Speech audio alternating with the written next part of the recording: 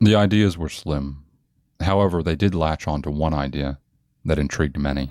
We're also doing something new. We are an IRC tonight, and we have joined IRC's the work. in the house. And, yeah, you can say that. I'm saying it's swinging. Well, I have to say, one idea they come up with, it was actually, well, at first it was pretty cool, but it got to be pretty freaky too. They came up with this idea. Now, most TV shows will have like call-ins where people call on the phone and talk. Well, they tie this into the internet through IRC chat, except so people could ask questions on the show. But they rigged up some sort of text-to-speech converter, so like whatever they typed in was actually said on the show like it was a voice.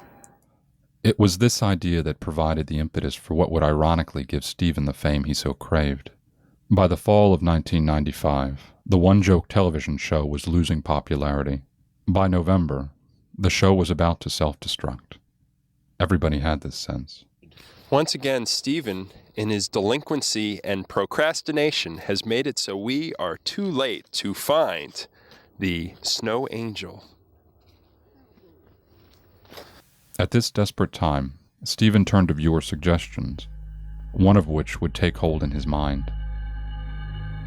It provided the seedling with which Stephen hoped to rebuild the show's popularity.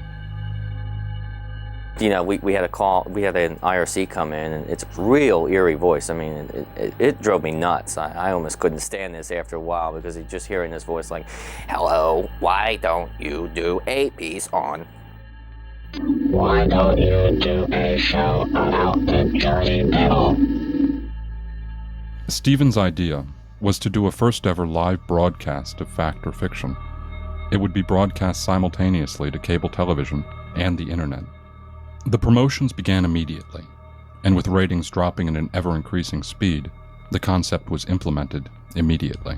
This Jersey Devil cablecast, I mean, I for one, I knew it wasn't going to work. I mean, these guys couldn't even make a halfway decent TV show. I mean, now suddenly they want to jump into doing, big time live, from the Pine Barrens and have radio and internet and this and that. And, I knew it was going to be a fiasco. I didn't really think it was going to end up like it did, but I knew it wasn't going to look pretty.